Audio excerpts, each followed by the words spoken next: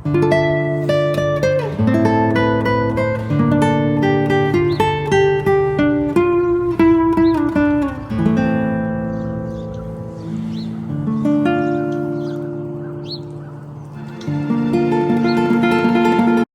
Friends, welcome back to my channel. எல்லோரும் எப்படி இருக்கீங்க? இந்த வீடியோ போன வாரம் தேர்ஸ்டே அன்றைக்கி எடுத்த வீடியோங்க.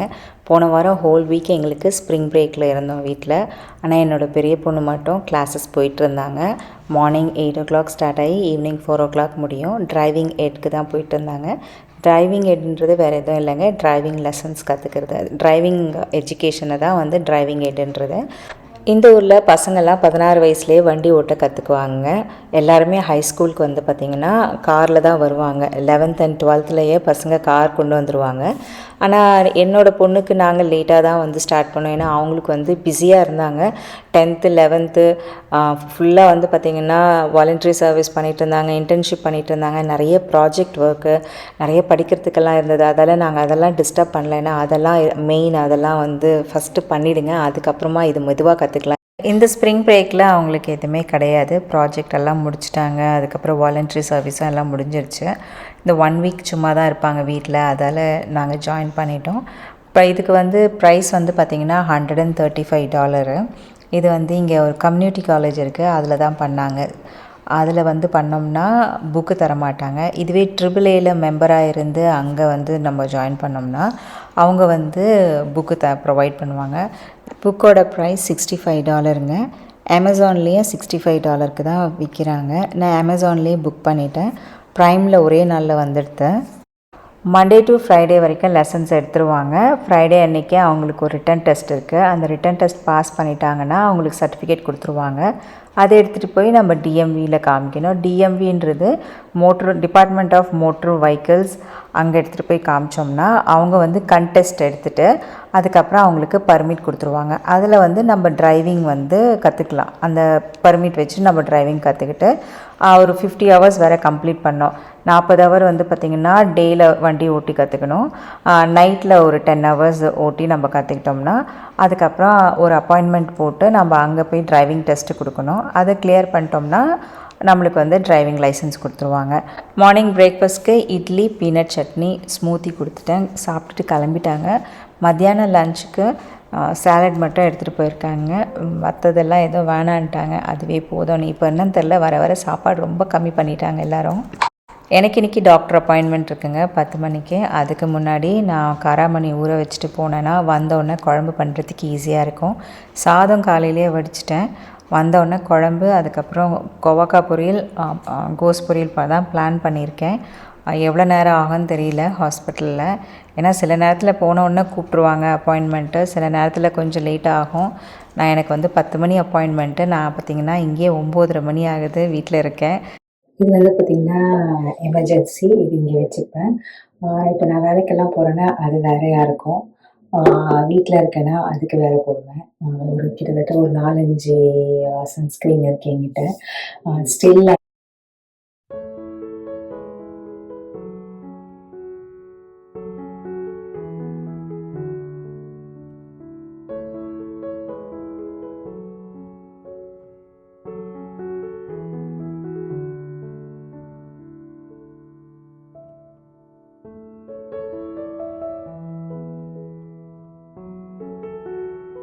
இது பார்த்திங்கன்னா லாம்காமோடது லிப்ஸ்டிக்கு. இது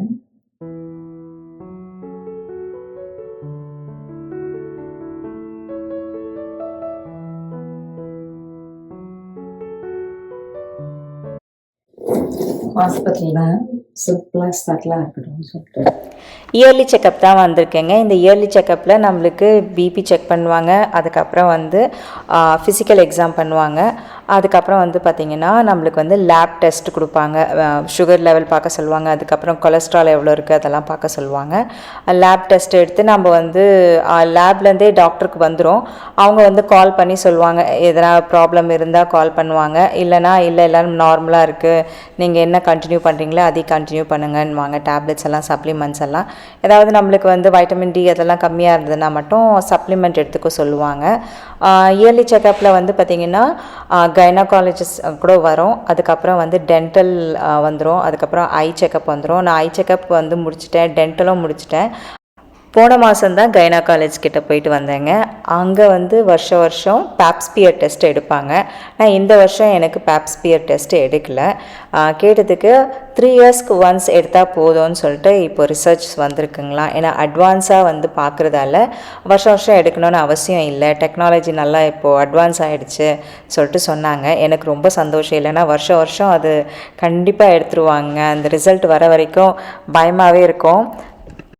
பேப்ஸ்பியர் டெஸ்ட்டுன்றது சர்விக்கல் கேன்சர் இருக்கான்னு பார்க்குறது தாங்க. அது வந்து பிகினிங்லேயே பார்த்துட்டோம்னா அது ஈஸியாக வந்து ட்ரீட் பண்ணிடலாம். ஏன்னா அதுக்கு நான் வந்து ஸ்டார்ட் பண்ணது பார்த்திங்கன்னா 2010லேயே எனக்கு எடுக்க ஆரம்பிச்சிட்டாங்க டாக்டர்ஸை. அப்போ நான் இருந்த ஸ்டேட்டில் வந்து அப்போத்துலேருந்தே எல்லாருக்குமே எடுத்துகிட்டு இருப்பாங்க. என்னோடய 2வது குழந்தை பிறந்தோடனே ஸ்டார்ட் பண்ணிட்டாங்க எனக்கு. அப்போ தான் சொன்னாங்க டாக்டர், ஏன்னா பிகினிங்லேயே கண்டுபிடிச்சோம்னா அதை வந்து க்யூர் பண்ணிடலாம் ஈஸியாக. லஞ்சில் முருங்கைக்காய், உருளைக்கிழங்கு, காராமணி போட்டு குழம்பு பண்ணுறேன். பொரியல் வந்து பார்த்திங்கன்னா கோவக்காய் பொரியல், கோஸ் பொரியல். இந்த காராமணி குழம்பு என்னோடய பசங்களுக்கு ரொம்ப பிடிக்கும். மோஸ்ட்லி வந்து பார்த்திங்கன்னா நான் உருளைக்கிழங்கு காராமணி போட்டு தான் நிறைய வாட்டி நான் பண்ணியிருக்கேன் குழம்பு. பசங்களோட ஃபேவரெட்டு குழம்புன்னு சொல்லலாம். காராமணி குழம்பு அப்பளம் வறுத்துட்டோம்னா அழகாக சாப்பிட்டு எழுந்திருவாங்க. வேறு எதுவுமே கேட்க மாட்டாங்க. சின்னதுலேருந்தே அவங்களுக்கு ரொம்ப ஃபேவரெட் இது. ட்ரிப்பெல்லாம் ஏதாவது போனால் 4 டேஸோ இல்லை 1 வீக் அது மாதிரி ட்ரிப்பு போவோம், எல்லோ ஸ்டோன் அதெல்லாம். அப்போ போகும்போது இந்த குழம்பு பண்ணி எடுத்துகிட்டு போவேன். அதுக்கப்புறம் ரைஸ் எடுத்துகிட்டு போயிடுவேன். ஒரு எலக்ட்ரிக் குக்கர் எடுத்துகிட்டு போவாங்க. அங்கே ரைஸ் வடிச்சிட்டு இந்த குழம்பு சூடு பண்ணி மிக்ஸ் பண்ணி கொடுத்துட்டோன்னா அழகாக சாப்பிட்ருவாங்க. பிரச்சனையே இல்லை, அழமாட்டாங்க, வேண்டான்னு சொல்ல மாட்டாங்க. வேறு ஏதாவது சாதம்னா ரொம்ப கஷ்டமாக இருக்கும் அவங்களுக்கு ஊட்டுறதுக்கு. இந்த குழம்புல சாதம் பண்ணி ஊட்டி விட்டோம்னா அழகாக சாப்பிட்ருவாங்க 2 பேரும், அக்காவும் தங்கச்சியும். ரொம்ப பிடிக்கும் இந்த குழம்பு. உருளைக்கிழங்கு நிறைய ஆட் பண்ண மாட்டேங்க, ஒரே ஒரு உருளைக்கிழங்கு தான் ஆட் பண்ணுவேன் நான். இன்றைக்கி முருங்கைக்காய் ஆட் பண்ணியிருக்கேன், வீட்டில் இருக்குது, வாங்கி ரொம்ப நாள் ஆகுது. இது ஃப்ரோசன் கிடையாது, நான் ஃப்ரெஷ்ஷாக வாங்கிட்டு வந்து கட் பண்ணி வச்சுருக்கிற முருங்கைக்காய் தான் இது. நான் ஃப்ரோசன் ஐட்டம்ஸ் அவ்வளோ யூஸ் பண்ண மாட்டேன்.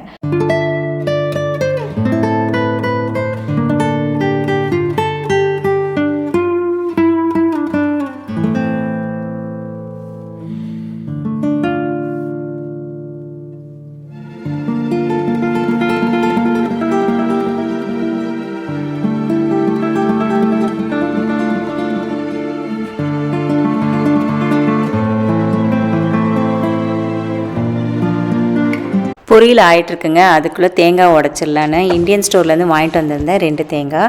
அதில் ஒரு தேங்காய் நல்லா இருந்தது, ஒரு தேங்காய் நல்லா இல்லை. நல்லா இருந்த தேங்காயிலையும் பார்த்திங்கன்னா பாதி வழுக்கையாக இருந்தது. அதை தூக்கி போட்டு மற்றதெல்லாம் எடுத்து ஃப்ரீஸ் பண்ணிவிடுவேன் நான் எப்போதுமே ஃப்ரோசன் தேங்காய் வாங்க மாட்டேங்க. இப்போன்னு இல்லை, ரொம்ப வருஷமாச்சு நான் வாங்கி. எப்போதுமே வந்து முழு தேங்காய் வாங்கி தான் யூஸ் பண்ணுறது.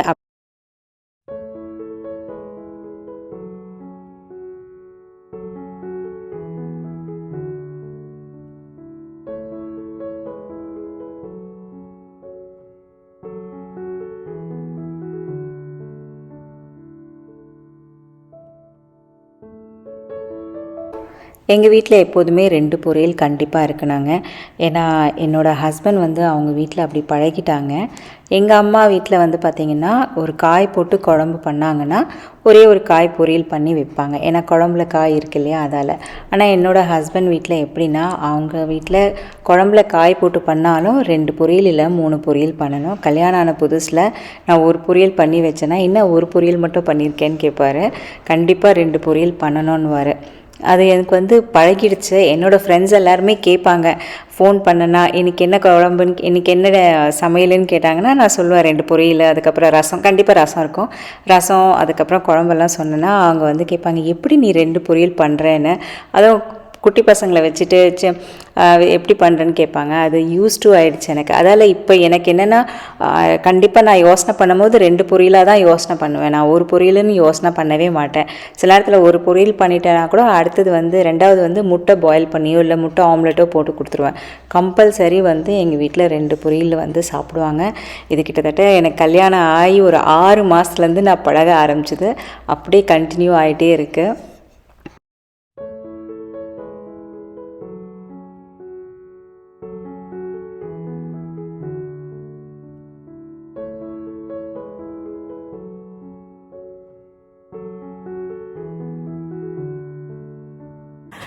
பார்த்திங்கன்னா என்னோடய பொண்ணை போய் கூப்பிட போயிட்டுருக்கேன். எனக்கு என்னன்னு தெரியல, கண்ணெல்லாம் வந்து அப்படியே தூக்கமாகவே இருக்குது. அவங்களுக்கு 4 மணிக்கு விட்டுருவாங்க. மணி வந்து இப்போ 3:35 ஆகுது. கரெக்டாக இருக்கும் நான் ஓட்டிகிட்டு போகிறதுக்கு.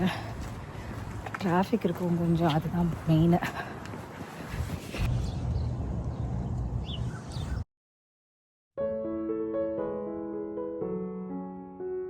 அது முடிச்சிட்டேன். இப்போ முடித்தோடனே ஒரு 10 மினிட்ஸ் எக்ஸ்ட்ரா வாக் பண்ணோன்னு நினச்சேன். அது வந்து பார்த்திங்கன்னா நான் செட் பண்ண மறந்துட்டேன். என் ஃப்ரெண்டுக்கிட்டே பேசிவிட்டு நான் வாக் பண்ணதில் அதை மறந்துட்டேன் இன்க்ரீஸ் பண்ணுறதுக்கு. இப்போ திருப்பி ஒரு 10 நிமிஷம்.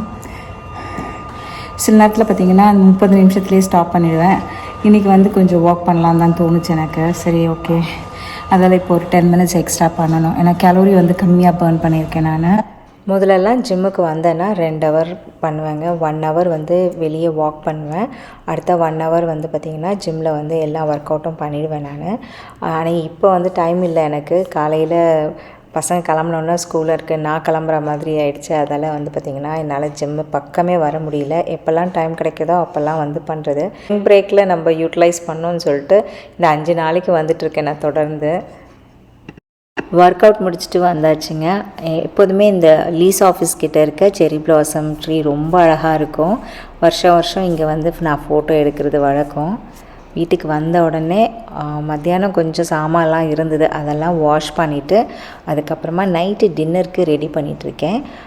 இந்தியன் ஸ்டோர் போயிருக்கும் போது கருவேப்பிலை வாங்கிட்டு வந்தேங்க. $10 நிறையவே கொடுப்பாங்க. $10 அதில் ஒரு 3 பங்காக பிரித்து வச்சுப்பேன். ஒன்று மிளகா பொடி அரைக்கிறதுக்கு, ஒன்னொன்றில் வந்து துவையல் பண்ண அரைக்கிறதுக்கு, ஒன்னொன்றில் வந்து குழம்பெல்லாம் தாளிக்கிறதுக்கு. இப்போல்லாம் நான் ட்ரை பண்ணி எடுத்து வச்சுக்கிறேன் பாட்டிலில். ஈஸியாக இருக்குது எனக்கு அது மாதிரி பண்ணுறதுல. ஃபஸ்ட்டு நான் யூஎஸ்க்கு வந்த ஸ்டேட்டில் பார்த்திங்கன்னா கருவேப்பிலையே கிடைக்காதுங்க. நான் கருவேப்பிலை வாங்கினோன்னா ஒன்று ஃபார்கோ போகணும், 2 ஹவர் ட்ராவல் பண்ணணும். அப்படி இல்லைன்னா மினியாபோலிஸ்ன்னு சொல்லுவாங்க, அங்கே போய் வந்து வாங்கிட்டு வரணும். எவ்ரி 6 மந்த்ஸ்க்கு ஒன்ஸ் இல்லைனா ட்வைஸ் போயிட்டு வாங்கிட்டு வருவேன் கருவேப்பிலை. அதை வந்து எப்போதுமே ட்ரை பண்ணி ஒரு பாட்டிலில் போட்டு வச்சுட்டு தான் யூஸ் பண்ணுறது நான். அப்போல்லாம் $1 தான் கொடுப்பாங்க. இப்போல்லாம் $10 கேட்டால் கொடுக்குறாங்கல்ல, அப்போல்லாம் அப்படி கிடையாது. ஒரு பேக்கெட்டில் $1 போட்டிருக்கோம், அதுதான் வாங்கிட்டு வருவேன் நான். ஒரு 5-10 வாங்கிட்டு வந்து யூஸ் பண்ணுறது. இப்போ வந்து எப்போ நினச்சாலும் ஒரு 45 மினிட்ஸ் ட்ராவல் பண்ணோம்னா நேராக போய் கருவேப்பிலை வாங்கிட்டு வந்துடலாம். அதுவும் இல்லாமல் இப்போ இங்கே இருக்க அமெரிக்கன் ஸ்டோர்லேயே வந்து பார்த்திங்கன்னா நம்மளுக்கு கருவேப்பிலை கிடைக்கிது. மார்க்கெட் பாஸ்கெட்டில் கருவேப்பிலலாம் $13 $14 விற்கிறாங்க இங்கேயே. கருவேப்பிலை துவையல் நான் எப்படி பண்ணுறேன்னு பார்த்துடலாம் வாங்க. ஒரே ஒரு ஸ்பூன் எண்ணெய் தான் விட்டுருக்கேன் நான். அதில் கடலைப்பருப்பு, கொஞ்சோண்டு உளுத்தம்பருப்பு போட்டிருக்கேன் நான். அதுக்கப்புறம் 2 காஞ்ச மிளகா போட்டிருக்கேன். இதுவே காரமாக என்னன்னு தெரியல. அதுக்கப்புறம் வந்து ஒரு துண்டு இஞ்சி போட்டிருக்கேன். ரொம்ப சின்ன துண்டு தான் இஞ்சி போட்டிருக்கேன். அதுக்கப்புறம் பார்த்திங்கன்னா அதெல்லாம் நல்லா வதங்கின பிறகு கருவேப்பிலையை ஆட் பண்ணிவிட்டேன். ஒரு சின்ன புளி, என்னோடய புளி வந்து நான் யூஸ் பண்ணுற புளி சைஸ் பார்த்திங்கன்னா ரொம்ப கம்மியாக தான் யூஸ் பண்ணுவேன் புளி. அதால் சின்ன சைஸ் தான் போட்டிருக்கேன் நான் புளி. அது நல்லா வதங்கின பிறகு நான் ஒரு பிளேட்டில் ட்ரான்ஸ்ஃபர் பண்ணிவிட்டேன். அந்த கடாயில் இருக்கோம் இல்லையா, அந்த பேனில் இருக்கோம் இல்லையா சூடு, அதுலேயே வந்து நான் தேங்காய் போட்டு வதக்கிட்டேன். போட்டு ஆற வச்சுருக்கேங்க. இப்போ ஒரு பிளேட்டில் போட்டுட்டு அதுக்கப்புறமா மிக்சியில் கொஞ்சோண்டு தண்ணி விட்டு அரைச்சா போதும். நிறைய தண்ணி விட்டு அரைக்க வேண்டாம், ஏன்னா சட்னி மாதிரி ஆகிடும்.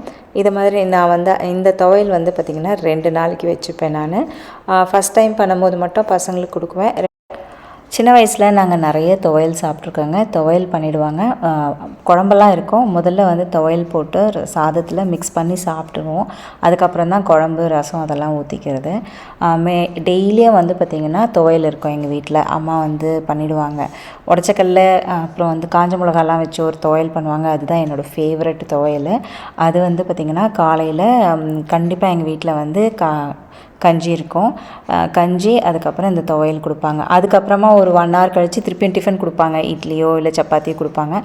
இன்றைக்கி தோசைக்கு மத்தியானம் பண்ண குழம்பு இருக்குது. அதுக்கப்புறம் வந்து தேங்காய் சட்னி, அதுக்கப்புறம் துவையலுங்க. இந்த தோசை வந்து பார்த்திங்கன்னா மில்லட் தோசை பண்ணுறேன் நான். நான் யூஸ் பண்ண மில்லட் வந்து பார்த்திங்கன்னா குதிரைவாளி. எனக்கு ஃபேவரெட்டு மில்லட் வந்து பார்த்திங்கன்னா குதிரைவாளி தான். ஏன்னா நான் அதை தான் ரைஸாகவும் சாப்பிட்டுட்ருக்கேன். அதில் தான் முக்கால்வாசி நான் எல்லாமே பண்ணுவேன். பொங்கல்லேருந்து எல்லாமே குதிரைவாளி தான் பண்ணுவேன். நான் இப்போது சாப்பிட ஆரம்பிச்சது இல்லைங்க. நான் 2014லேருந்து சாப்பிட்டுருக்கேன் இந்த மில்லட்ஸ் எல்லாம். அப்போ வந்து பார்த்திங்கன்னா சின்ன சின்ன கவரில் வரும், நீல்கிரீஸில் சின்ன பேக்கெட்டில் வரும். கொஞ்சம் அதுக்கப்புறமா 2017 யூஎஸில் நல்லா கிடைக்க ஆரம்பிச்சிது. ஆனந்துன்ற பிராண்டில் வந்து ஃபஸ்ட்டு விட்டாங்க. அதுக்கப்புறம் அப்புறம் வந்து மன்னா வர ஆரம்பிச்சதுலேருந்து நான் மன்னா பிராண்ட் யூஸ் பண்ண ஆரம்பிச்சிட்டேன் நான். மில்லட் தோசை எப்போல்லாம் பண்ணுறனோ கண்டிப்பாக தோசை வந்து கிறிஸ்பியாக தாங்க பண்ணுவேன் நான். அப்போ தான் வந்து பசங்க சாப்பிடுவாங்க. இல்லைனா கொஞ்சம் ஒரு தோசையோடு எழுந்திரிச்சிருவாங்க. கிறிஸ்பியாக இருந்ததுன்னா ஒரு 2 தோசை சாப்பிடுவாங்க. இன்றைக்கி வந்து அவங்களுக்கு பிடிச்ச குழம்பு இருக்குது, அதால் வந்து 2 தோசை கண்டிப்பாக சாப்பிடுவாங்க.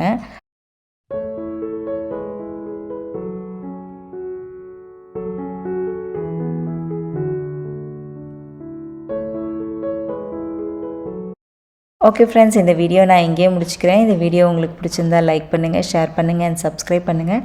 மறக்காமல் பக்கத்தில் இருக்க பெல் ஐக்கானை கிளிக் பண்ணுங்கள். அடுத்த வீடியோவில் பார்ப்போம். பாய்.